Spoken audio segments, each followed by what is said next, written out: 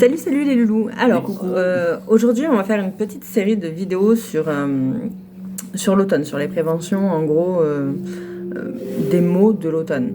Dans la médecine traditionnelle chinoise, ils sont beaucoup dans la prévention.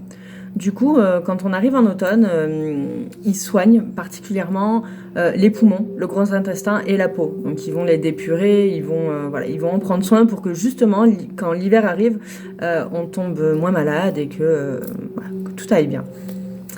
Du coup, on va faire ça en plusieurs vidéos. On présentera d'abord les poumons, ensuite le gros intestin et ensuite la peau. Pour chacune de ces trois organes, on va présenter des huiles essentielles qui vont nous aider, des plantes et des pierres. Comme ça, vous ferez un mix de ce que vous voulez et puis tout ira bien.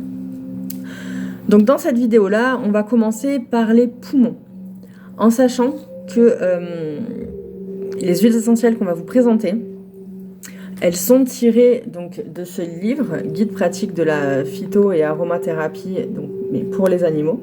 Donc toutes les huiles pourront aller pour vos animaux, pour les traiter, et pareil en prévention, pour éviter qu'ils tombent malades ou autre. Donc pour les poumons, tout ce qu'on va vous dire, c'est pareil, c'est plutôt en inhalation. Donc si vous voulez par exemple vous en servir pour les animaux, dans des caisses de transport, vous mettez une serviette dessus et vous balancez votre bol d'inhalation devant pour qu'ils prennent la fumée et qu'ils prennent bien tout ce qu'il faut. Et pour vous, je vous explique pas, vous faites la même, sauf la cage. Vous vous mettez pas en cage. Donc on va commencer par l'eucalyptus radié. L'eucalyptus radié, lui, va jouer et sur les bronches et sur les poumons. Ça va être un excellent antitoussif. Il est anti-infectieux, antiviral et expectorant. C'est l'huile qu'on va plutôt utiliser en cas de toux. Voilà, c'est vraiment une huile qui, elle, est visée sur la toux et très décongestionnante, en fait. Sur la libération des poumons. C'est ça. Des voies respiratoires, surtout. Voilà, tout à fait.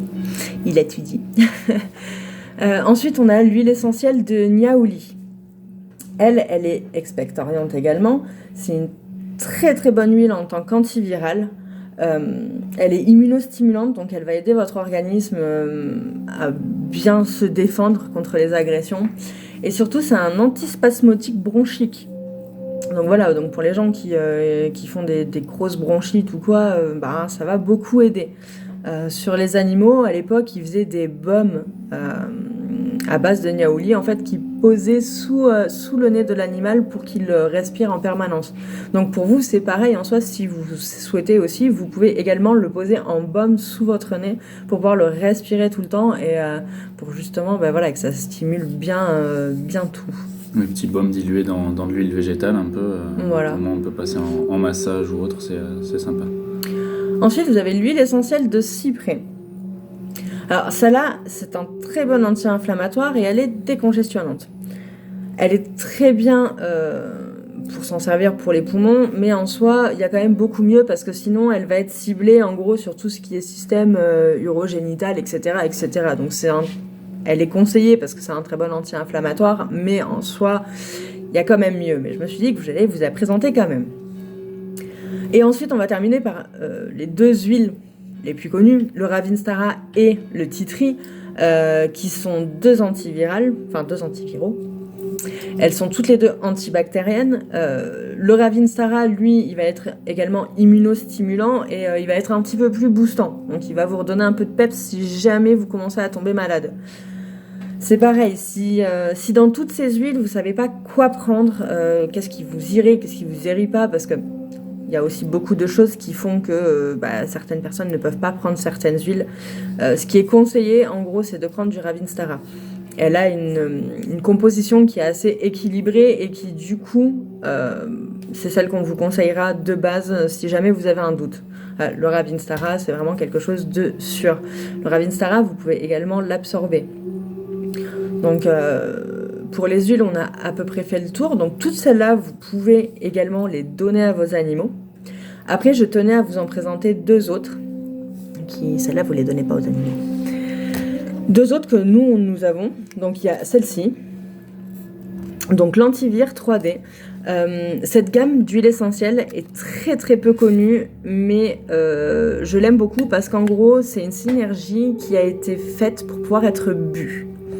C'est-à-dire qu'elle n'est pas aussi agressive que les autres huiles. Vous savez, quand vous la mettez sur votre sucre ou dans votre eau, ça a vraiment un goût, ça vous brûle la gorge, etc. Là, c'est des mélanges qui ont été faits pour être bu. Donc, c'est 3 gouttes le matin, 3 gouttes le soir, dans de l'eau, dans du jus de fruits, ça passe tout seul. Ces huiles-là, on peut les prendre à partir de 3 ans et elles marchent très très bien. Et après, sinon, vous avez ce style-là aussi. Donc, ça, c'est les effets de l'hiver.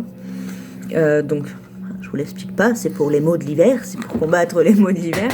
Celle-ci, elle se présente sous forme de roll-on, donc elle a une petite bille au bout pour que vous puissiez en mettre ici, au niveau du nez, un petit peu sur le plastron, voilà, pour que toutes les huiles, elles agissent bien et que c'est pareil, qu'elles soient immunostimulantes, etc., etc. Pour les huiles, on a fait le tour. Je vais laisser mon chéri vous présenter les pierres. En ce qui concerne les pierres, du coup, ça va moins être de la prévention pure et dure, quoique pour certaines, je vais vous en présenter 3 principales, en commençant par le lapis-lazuli. Le lapis-lazuli, lui, qui va vraiment agir au niveau des poumons, hein. Vraiment, il est là pour libérer ces 2 organes. C'est un purificateur des poumons. Il va être également, il va bien synergiser avec l'eucalyptus. Il est très efficace en cas de toux. Voilà, c'est vraiment un libérateur des poumons. Je ne m'attarde pas sur ces autres aspects parce qu'il en a plein d'autres, le lapis comme les autres pierres. Je m'attarde vraiment là sur les poumons. Donc ça, c'est pour le lapis. Ensuite, on va avoir un peu dans le même style l'aigue marine. L'aigue marine, elle, qui se raccroche beaucoup plus au chakra de la gorge. Donc l'aigue marine, elle, qui va être très utile en cas de rhume. Pour tout ce qui est sphère ORL, elle va bien décongestionner les sinus. Elle est aussi apaisante au niveau de la gorge et de la toux. Mais voilà, celle-là, elle est moins fixée sur les poumons, elle est un peu plus fixée sur toute la partie sphère ORL, donc ce qui se fait agresser entre guillemets en premier par les virus. Et ensuite, plus généralement, vous allez avoir l'améthyste, qui est bien connu pour ses vertus purificatrices. Cet améthyste, de son nom améthyste en grec, c'était vraiment pour combattre l'ivresse. Ça détoxifie l'organisme. Du coup, c'est vraiment un détoxifiant complet qu'on peut cibler particulièrement sur les poumons et effectivement la sphère ORL pour tout ce qui est pour tout ce qui va être toux, bronchite, etc. Comme les autres pierres. J'ai pas précisé, mais le lapis-lazuli qui se trouve juste ici peut aider en cas de bronchite et ça calme l'asthme un petit peu. Ça calme un petit peu l'asthme et l'aigue marine va être utile pour ceux qui ont des allergies aussi. Voilà, c'est assez efficace. Moi personnellement, qui suis très allergique, l'aigue marine m'aide de temps en temps. Voilà. Ok, donc le lapis, donc vous trompez pas, c'est une pierre qui est comme ceci. C'est une pierre bleue avec des éclats de pierrite, donc des petits éclats dorés, parce que des fois on va retrouver des lapis qui en fait sont des sodalites, donc c'est un petit peu le même bleu, mais en fait vous n'avez pas ces inclusions de pierrite, donc vous faites pas avoir, vraiment, le lapis ça se présente sous cette forme. Alors de l'aigue marine, nous on n'en a pas en pierre roulée, mais enfin voilà, ça se présente comme ceci, au niveau de la couleur. Donc on est sur un bleu quand même assez pâle. L'améthyste, je ne pense qu'on ne la présente plus. Et après, dis-moi, comment on s'en sert ? Comment on s'en sert ? Comment on s'en sert ? C'est bien de dire que ça sert pour les poumons, mais comment on s'en sert ? Principalement, du coup, les poumons vont être rattachés au chakra de la gorge ou au chakra du cœur. Donc, apporter principalement en pendentif. Pour moi, c'est la meilleure des solutions si vous voulez vraiment une action tout au long de la journée.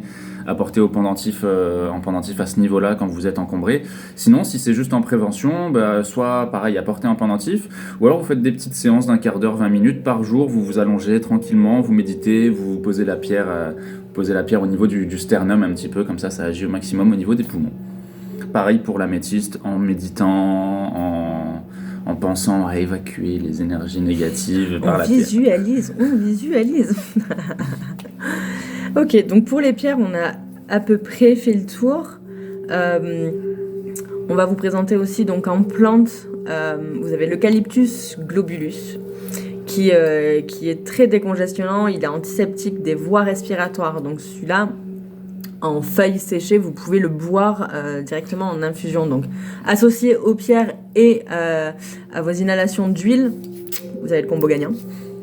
Une petite tisane, là, vous la faites le matin, au pire, vous la promenez avec vous toute la journée, comme ça, vous vous embêtez pas à chaque fois vous refaire votre tasse. Et on a ceci aussi que je voulais vous présenter. Voilà, donc ça, c'est mon fournisseur donc, qui produit cette tisane-là. Donc, c'est une tisane défense immunitaire. Elle est là pour stimuler votre système immunitaire. Donc, dedans, vous allez retrouver du cassis, du thym, de l'ortie, du shiitake, de la badane et du romarin. Voilà, c'est que des plantes qui sont très boostantes.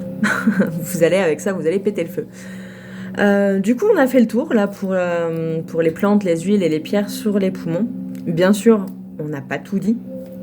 Vous allez pouvoir en retrouver plein d'autres. On vous fera une autre vidéo donc la semaine prochaine, mercredi prochain, pour parler du gros intestin. Donc pareil, on reprendra le même système, huiles essentielles, pierres, plantes, voilà, de manière que vous puissiez faire un petit peu ce que vous voulez. Donc en attendant, écoutez, si vous avez des questions, on reste à votre disposition.